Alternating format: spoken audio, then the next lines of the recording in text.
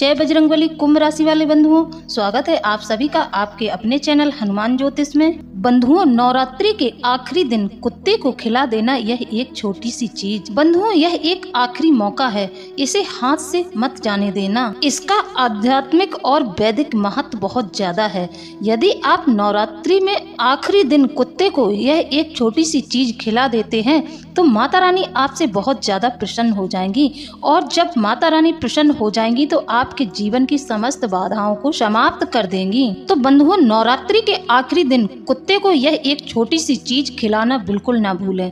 यह आपके लिए बहुत ही सुनहरा मौका है। यदि आप इस उपाय को कर जाएंगे तो माता रानी आपसे प्रसन्न हो जाएंगी और जाते जाते आपके लिए अपने खजाने खोल देंगी। जी हाँ बंधुओं, कहने का मतलब यह है, यदि आप ऐसा कर लेते हैं तो फिर माता रानी की कृपा आपको पूरी कृपा प्राप्त होगी। माता रानी की हमेशा आपके ऊपर दया दृष्टि रहेगी। माता रानी की दृष्टि में आप बहुत ऊंचे हो जाएंगे। उनके कई भक्त हैं, लेकिन यदि जो भक्त इन अच्छे कार्यों को करते रहते हैं वह माता रानी की नजरों में बहुत ज्यादा उठ जाते हैं, और माँ की नजरों में जो बच्चा उठ जाता है वह बच्चा बहुत ज्यादा माँ का प्यारा और दुलारा रहता है। इस बात को याद रखना। यदि बंधुओं आप इस उपाय को कर लेते हैं तो फिर आपके जीवन में वह होगा जो अब तक नहीं हुआ है। जिसके लिए आप तड़प रहे थे वह सब कुछ आपको प्राप्त हो जाएगा। तो बंधुओं, इस उपाय को करने से आपको पद प्रतिष्ठा, मान सम्मान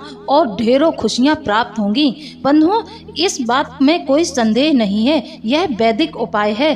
कई लोग इन सब बातों पर ध्यान नहीं देते हैं, लेकिन यह कोई छोटी मोटी बात नहीं है।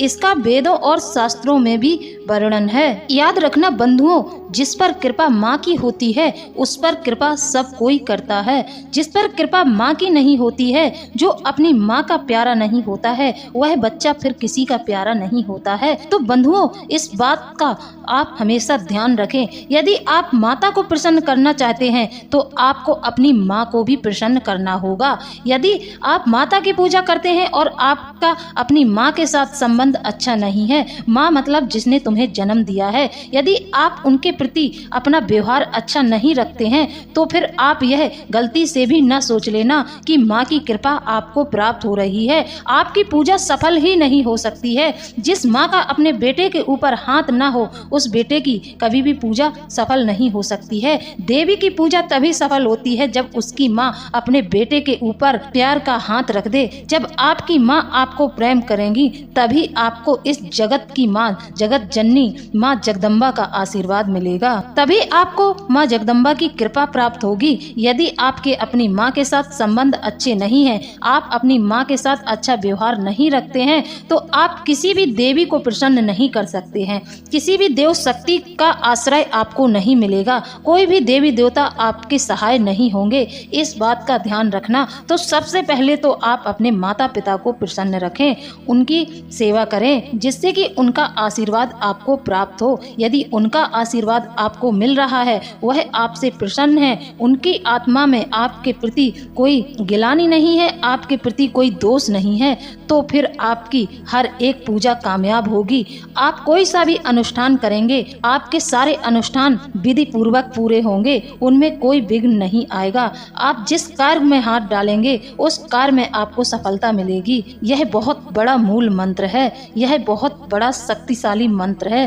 बंधुओं, इसमें कोई दो राहे वाली बात नहीं है। याद रखना बंधुओं, यदि आप इन दिव्य शक्तियों को प्रसन्न कर लेते हैं, माँ को प्रसन्न कर लेते हैं, तो फिर हर एक दिव्य शक्तियाँ आपके ऊपर अपनी कृपा बरसाएंगी। आपके हर एक कार्य में आपके सहाय होंगी।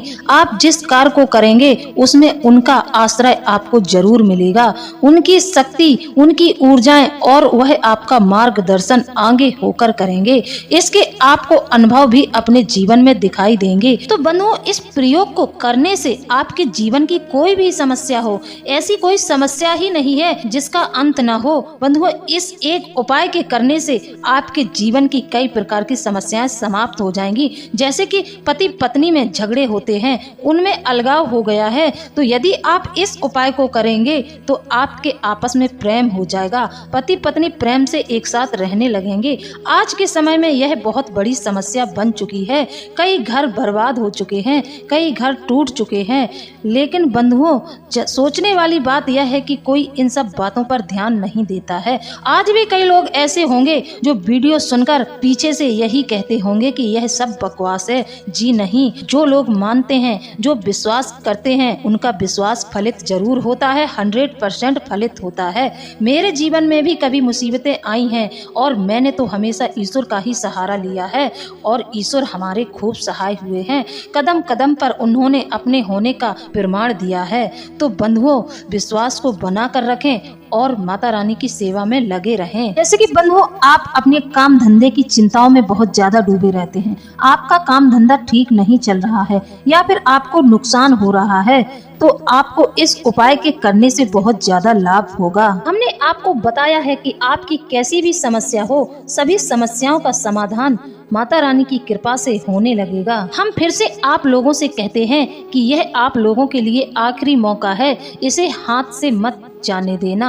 बंधुओं, कोई भी शक्ति दो ही समय पर अत्यधिक प्रबल होती है। एक तो जब शक्ति भूलोक पर भ्रमण करती है उस समय, और दूसरा जब शक्तियां भूलोक से गमन करती हैं, यानी कि जब नवरात्र के समय में माता पृथ्वी पर आती हैं और जब माता यहाँ से प्रस्थान करती हैं। दो ही समय ऐसे होते हैं कि इस समय में दिव्य शक्तियां प्रबल होती हैं। तो बंधुओं, यदि आप इन दो समय से परिचित हैं, जैसा कि हमने आपको बताया है, दो ही समय होते हैं इन दिव्य शक्तियों के प्रबल होने के, तो यदि आप इन सब बातों को जानते हैं तो आप इन सब चीजों से बहुत ज्यादा लाभ ले सकते हैं। आपने देखा होगा बंधुओं, जो लोग पूरे 9 दिन व्रत नहीं रह पाते हैं, तो वह नवरात्र का पहला दिन और नवरात्र का आखिरी दिन यानी कि परवा और अष्टमी, इन 2 दिन व्रत जरूर रह लेते हैं, ताकि माता रानी के इन अत्यंत शुभ समय का, शुभ दिनों का इन्हें पूरा लाभ प्राप्त हो जाए। हम इसी वजह से आप लोगों से बार बार कह रहे हैं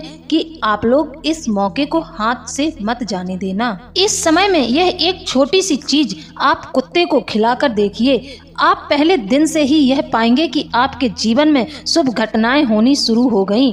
आपके जीवन में शुभ और कुशल घटनाएं आपको देखने को मिलेंगी। तो बंधुओं, आप लोगों के मन में यह सवाल जरूर उठ रहा होगा कि क्यों कुत्ते को ही क्यों खिला दें, किसी और जानवर को क्यों नहीं, जैसे कि गाय है, बैल है, इन सब जानवरों को क्यों नहीं, सिर्फ और सिर्फ कुत्ते को खिलाने के लिए क्यों बोला गया है?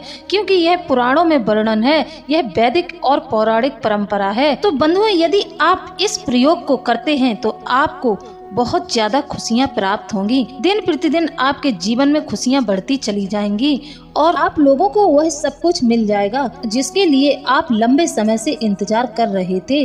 बंधुओं, अब आपको वह सब कुछ प्राप्त होने जा रहा है, क्योंकि ग्रहों की चाल अब आपके अनुकूल है।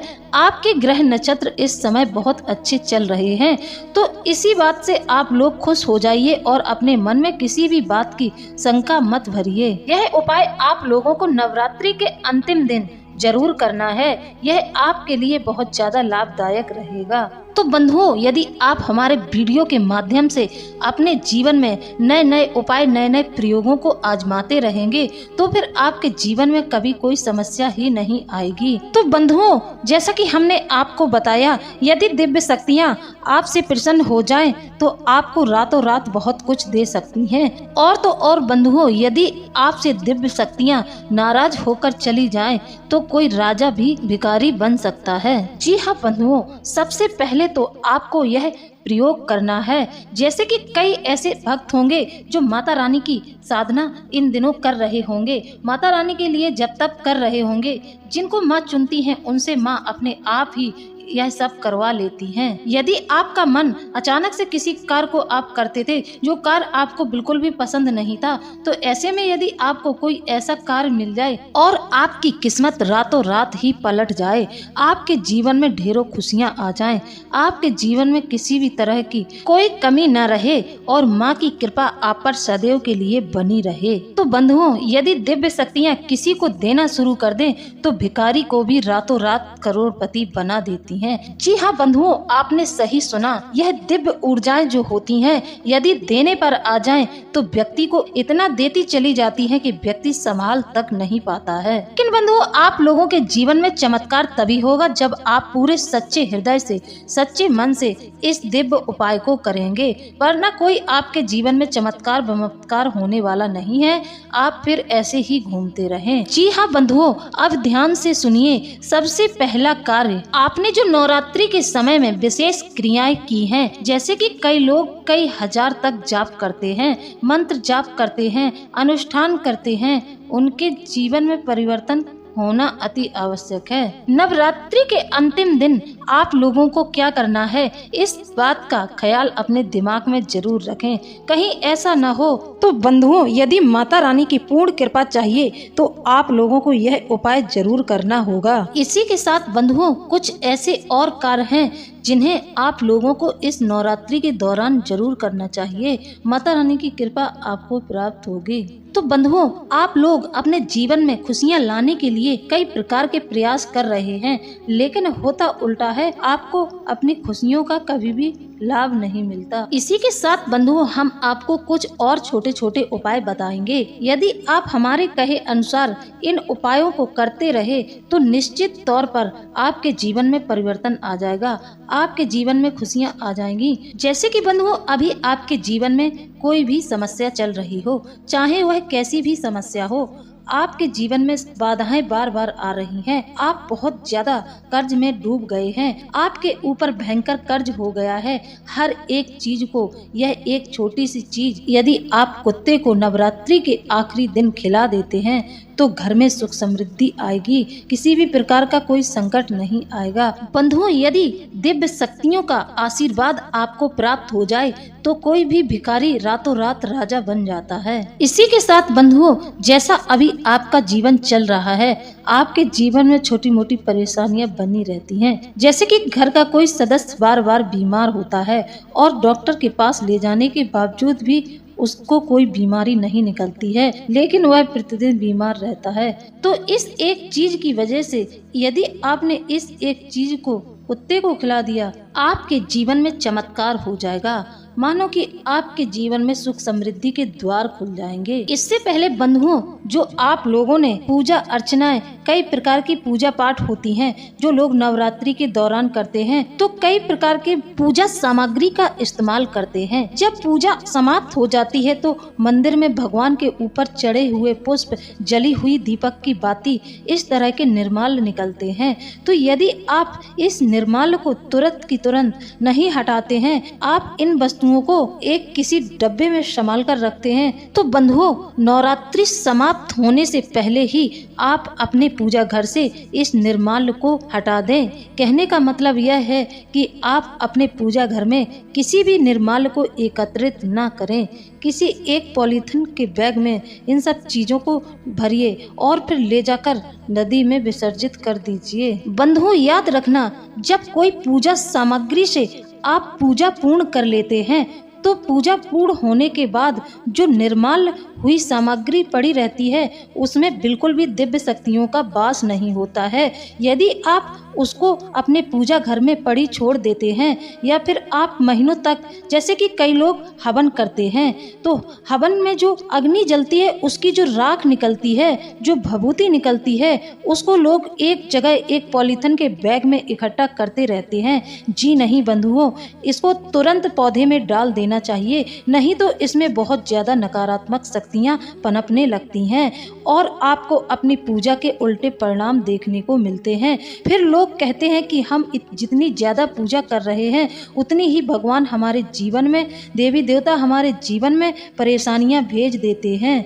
जी नहीं बंधुओं, ऐसा बिल्कुल नहीं है। देवी देवता कभी किसी का अनर्थ नहीं सोचते हैं, वह तो सबको समर्थ बनाने वाले होते हैं। लेकिन बंधुओं, आप लोग अपनी ही कुछ गलतियों के कारण यह दुख भोगते हैं। याद रखना बंधुओं, निर्माल्य में राक्षसों का वास होता है। निर्माल्य सामग्री को तुरंत ही अपने पूजा घर से हटा देनी चाहिए। तो बंधुओं, थोड़ा ध्यान देना इस बात पर, कहीं ऐसा न हो कि आपसे भी कोई ऐसी वस्तु नवरात्रि समाप्त होने के बाद तक आपके घर में रखी रहे कोई एक ऐसी वस्तु जिसके बारे में आपको पता ही नहीं हो और आपका ध्यान भी इन सब चीज़ों पर कम जाता हो, तो थोड़ा गौर करके अपनी नज़र यहाँ वहाँ घुमाएं। यदि आपको अपने घर में कहीं पर जाले दिखते हैं तो यह भी बहुत अशुभ समाचार है। तो ऐसी गलती आप लोगों से बिल्कुल नहीं होनी चाहिए कि आपके पूजा घर में निर्माल पड़ा रहे और आपकी पूजा पाठ विफल हो जाए, आपको आपकी पूजा का कोई लाभ ना हो, आपको फिर माता रानी की कोई अनुभूतियां ना हो। तो बंधुओं, इससे पहले आप कृपा चाहते हैं माता की, तो इस निर्माल को कभी भी अपने पूजा घर में एकत्रित ना करें। यदि आपने आज सुबह पुष्प चढ़ाए हैं तो शाम को जब आप आरती करने जाते हैं उस समय में सारे पुष्पों को बीन लीजिए और बाहर आकर अपने गमले में डाल दीजिए। इसी के साथ बंधुओं, आपको नवरात्रि के अंतिम दिन यानी कि आखिरी दिन को अपने मुख द्वार की अच्छे से सफाई करनी है। सफाई में कोई कसर नहीं रहनी चाहिए, दीपक चमकता हुआ ही होना चाहिए। भगवान की जो भोग की प्लेट है वह भी चमचमाती हुई होनी चाहिए। बंधुओं, इन सब बातों पर ध्यान देना अति आवश्यक है। तो बंधुओं, जिस दिन माता की विदाई होगी, जिस दिन माता यहाँ से प्रस्थान करेंगी, तो उस दिन आप लोगों को माता के स्वागत में अपने मुख द्वार पर गाय के गोबर से थोड़ा सा लेपन करके रंगोली जरूर बनानी है और आप उसी दिन अपने मुख द्वार पर आम और अशोक के पत्तों का तोरण जरूर लगा दें। जी हाँ बंधुओं, आम के पत्तों को शुभ माना गया है। हर एक पूजा में आम के पत्तों का इस्तेमाल होता है। तो आप माता रानी के स्वागत में और माता रानी के जाने के स्वागत और आने के स्वागत में दोनों समय बहुत अच्छे से तैयारी कर लिया करें। गाय के गोबर से अपने मुख द्वार पर लेपन करना अत्यंत आवश्यक है। जैसे कि यदि आपके घर में कोई किसी भी प्रकार का दोष है, वास्तु दोष, पितृ दोष, किसी भी प्रकार का आपके ऊपर दोष है, तो आप इस नियम को प्रतिदिन करने लगेंगे तो आपके जीवन में चमत्कार हो जाएगा, आपके जीवन में परिवर्तन आ जाएगा। तो बंधुओं, आपको यह कार्य प्रतिदिन करना होगा। सुबह उठकर आपको वहां पर गाय के गोबर से लेपन कर देना है। फिर आपको गंगा जल से अपनी चारों तरफ घेरा बना लेना है और आपको मंत्र उच्चारण करना है। इसी के साथ साथ बंधुओं, कुछ ऐसे कार्य हैं जिन्हें करना बहुत ज्यादा अनिवार्य है। कुछ ऐसे कार्य वैदिक हैं, उनका भी आपको अपने जीवन में इस्तेमाल करना चाहिए। तो बंधुओं, इन सब चीजों के बारे में हम आपको बताने जा रहे हैं और इसी के साथ साथ हम आपको उस एक चीज के बारे में तो जरूर बताएंगे जो हमने आपको वीडियो शुरू होने से पहले ही बताया है। उस एक चीज के बारे में जिसको आपको कुत्ते को खिलाना है। तो बंधुओं, आप लोगों से मेरा अनुरोध है कि वीडियो में शुरू से लेकर अंत तक बने रहें, वीडियो को बीच में बिल्कुल न छोड़ें। साथ ही बंधुओं, जो लोग हमारे चैनल पर नए आए हैं तो वह हमारे चैनल को सब्सक्राइब जरूर कर लें। बंधुओं, हमारे किए गए प्रयास से यदि आपके जीवन में परिवर्तन आता है तो बजरंगबली के प्रति हमारी भक्ति सच्ची है और साकार है, हम इसको यही मानेंगे। तो बंधुओं, आप ध्यान से सुनिए, हम आपको सारी बातें एक एक करके पूरे विस्तार से समझाएंगे। बंधुओं, हम कोई भी बात ऐसे ही नहीं कह देते हैं, हमारी हर एक बात के पीछे ठोस प्रमाण होते हैं। वेदों और पुराणों में इन सब बातों का वर्णन होता है। हम यूं ही हवाबाजी नहीं करते हैं। उपायों और क्रियाओं के पीछे ठोस परिणाम होते हैं, कई सारे लोगों के ऊपर आजमाए हुए होते हैं। बजरंगबली की कृपा और उनकी अनुभूतियों के आधार पर और उनके आदेश के अनुसार आपको बताते हैं। तो चलिए बंधुओं, सबसे पहले हम बजरंगबली का आभार व्यक्त कर लेते हैं। हम आंख बंद करके बजरंगबली को याद कर लेते हैं। आप लोग भी बजरंगबली का आभार जरूर व्यक्त किया करें। आप लोग कमेंट के जरिए यह कार्य कर सकते हैं। तो बंधुओं, पूरे श्रद्धा भाव से आप लोग कमेंट में 3 बार जय बजरंगबली कृपा करो, जय बजरंगबली रक्षा करो, आप पूरी श्रद्धा भाव से कमेंट में लिख दिया करें। शायद उन्हीं की कृपा से आप इस चैनल से जुड़ गए हैं और उनके आशीर्वाद से आपको यह वीडियो प्राप्त हो रही है, जिसको हमने आपके आज के समय को देखते हुए तैयार किया है, आप लोगों के जीवन की समस्याओं को देखते हुए तैयार किया है। तो बंधुओं, वीडियो को शुरू से लेकर अंत तक देखना। तो बंधुओं, आप ध्यान से सुनिए, हम आपको एक एक बातें, सारी बातें पूरे विस्तार के साथ समझाएंगे कि आप लोगों को नवरात्रि के अंतिम दिन में किस प्रकार माता रानी की दिव्य ऊर्जा को अपने घर में विराजमान कर लेना है, उनको किस प्रकार प्रसन्न करना है, यह सब कुछ अब हम आपको बताने जा रहे हैं। तो ध्यान से सुने। तो बंधुओं, आपने मुख्य द्वार पर कई लोगों के मुख्य द्वार पर हाथ के पंजों के निशान अवश्य देखे होंगे। आपने दोनों साइड हाथ के पंजों के निशान देखे होंगे। तो बंधुओं, लोग ऐसा क्यों करते हैं? क्यों अपने हाथ के पंजे की छाप देते हैं, वो भी हल्दी से? हल्दी को घोलकर अपने हाथों में हल्दी को लगाकर अपने हाथ के पंजे की छाप क्यों देते हैं अपने मुख्य द्वार पर, और इसका क्या कारण है, इसे क्या बोलते हैं? तो अब हम आपको एक एक करके बताने जा रहे हैं। तो बंधुओं, यह निशान आपको अपने मुख्य द्वार पर बनाने हैं। यदि आपके घर में कोई छोटी कन्या है तो आप उसके हाथ से यह निशान जरूर बनवा दें। इसको पंचशूलक कहते हैं। जिसके मुख्य द्वार पर पंचशूलक के निशान बने होते हैं उस घर में कभी भी कोई नकारात्मक ऊर्जा प्रवेश नहीं करती है। पंचशूलक यानी कि हाथ के पंजों के निशान देखकर नकारात्मक शक्तियां भयभीत होती हैं। यही हमारा शास्त्रीय और वैदिक विधान कहता है, और कोई दूसरा मार्ग नहीं है नकारात्मक शक्तियों को रोकने का। इसी के साथ बंधुओं, आप अपने मुख्य द्वार पर स्वास्तिक जरूर बनाएं। स्वास्तिक तो आपको हर गुरुवार को अपने मुख्य द्वार पर बनाने चाहिए। आपने एक स्वास्तिक इस साइड, एक स्वास्तिक उस साइड, दोनों साइड एक एक स्वास्तिक बनाना है, और इस क्रिया को हर गुरुवार को आप दोहरा दिया करें। तो फिर देखना आपके जीवन में किस कदर परिवर्तन आता है। समृद्धि, धन, दौलत, हर एक कार्य आपका बनता चला जाएगा। तो यदि आपके मुख्य द्वार पर यह सब चीजें हैं, आपने यह सब वैदिक चीजों को लगा रखा है, तो कभी भी आपके मुख्य द्वार से आपके घर के अंदर कोई भी नकारात्मक शक्तियां प्रवेश नहीं करेंगी। वह पंचशूलक के निशान देखकर दूर से ही भाग जाएंगी। इसी के साथ साथ बंधुओं, आप अपने मुख्य द्वार पर अशोक और आम और नीम के तीनों चीजों के पत्तों को एकत्रित करके एक तोरण तैयार करें और उसमें गेंदे के फूल जरूर लगाएं। आप उसमें अपनी समझ के अनुसार गेंदे के फूल जरूर लगाएं। यह तोरण बहुत आवश्यक होता है। फिर आप इस तोरण को दशहरे के दिन शाम को इस तोरण को उतार दें। कई लोग बाजार से प्लास्टिक के फूलों का तोरण लाकर अपने मुख्य द्वार पर लगा देते हैं। यह बहुत ही नकारात्मक होता है, ऐसा कभी नहीं करना चाहिए।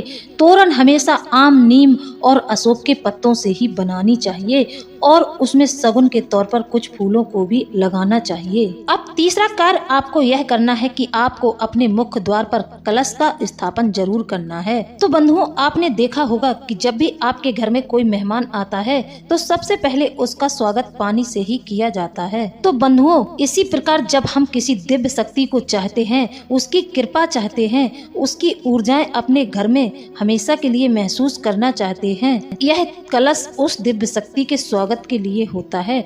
तो आप लोगों को इस कार्य को जरूर करना चाहिए। हम तो कहते हैं कि आप लोग अपने पूजा घर में ही एक कलश रख दिया करें, प्रतिदिन उसका पानी बदल दिया करें और ताजा पानी उसमें भर दिया करें, लेकिन एक जल से भरा हुआ पात्र आप अपने पूजा स्थल पर जरूर रखा करें। तो बंधुओं, आप कलश मिट्टी का भी बना सकते हैं, पीतल और तांबे का भी बना सकते हैं। आप मिट्टी का एक पात्र ले लें और उस पर स्वास्तिक बनाकर और उसमें कुछ आम के पत्ते डाल दें और उसमें एक इलायची डालकर उस पर स्वास्तिक बनाकर अपने पूजा स्थल या मुख्य द्वार पर स्थापित जरूर करें।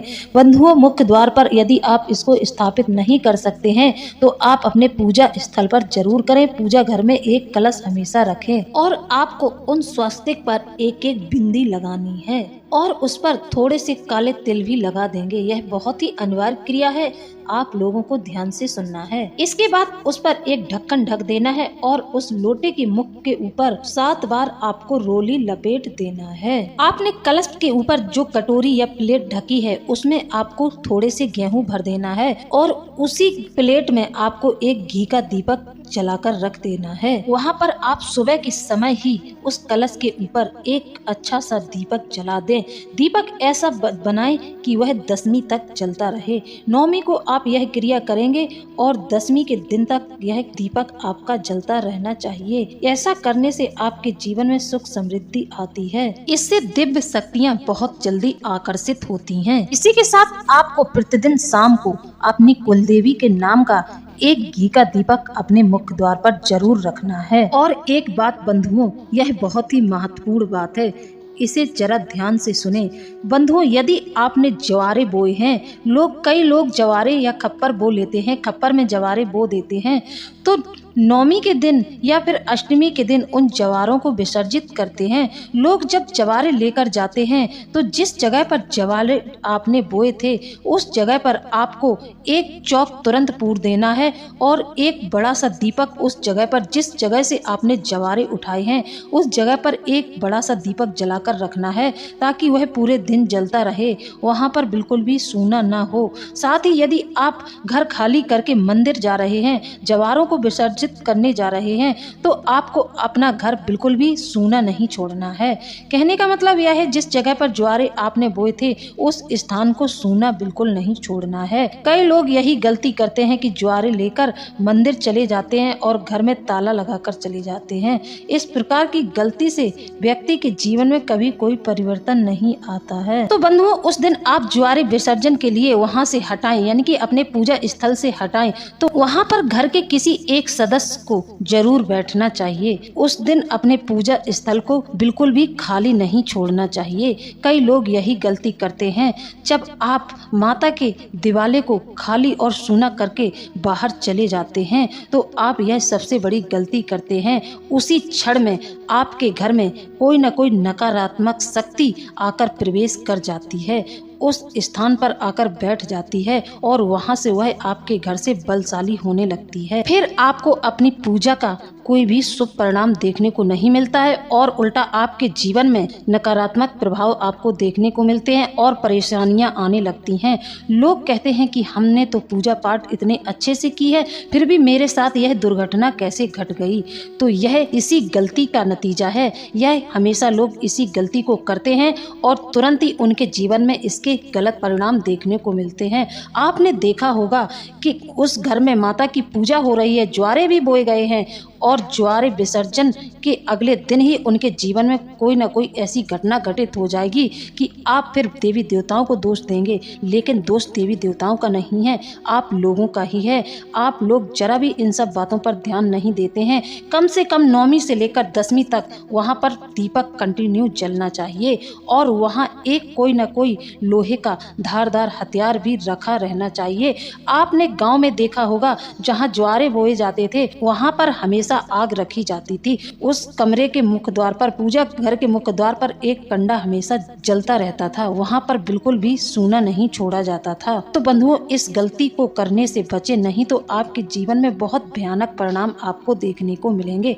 अब बात कर लेते हैं कि आपको उस दिन कुत्ते को क्या खिलाना है। आपको नवरात्रि के आखिरी दिन वह कौन सी चीज है जो आपको कुत्ते को खिला देनी है। तो बंधुओं, कुत्ते का संबंध भैरव बाबा से होता है। कुत्ते को भैरव का प्रतीक मानते हैं, तो आप यदि कुत्ते को यह एक चीज खिलाएंगे तो भैरव बाबा की कृपा भी आपको प्राप्त होगी, साथ ही माता आपसे बहुत प्रसन्न हो जाएंगी।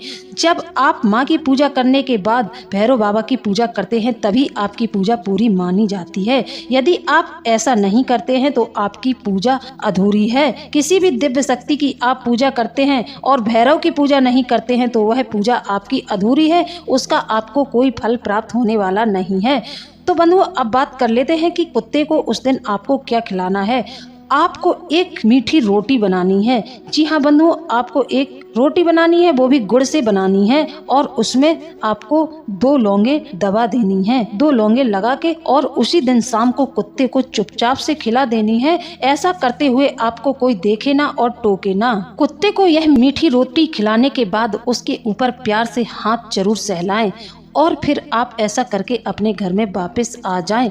तो बंधुओं, हमने आप लोगों को एक एक बात विस्तार से समझाई है, तो आशा करते हैं आपको सारी बात समझ में आ गई होगी। तब भी आपके मन में यदि कोई प्रश्न हो तो आप कमेंट के जरिए हमसे पूछ सकते हैं, हम आपके कमेंट का जवाब जरूर देंगे।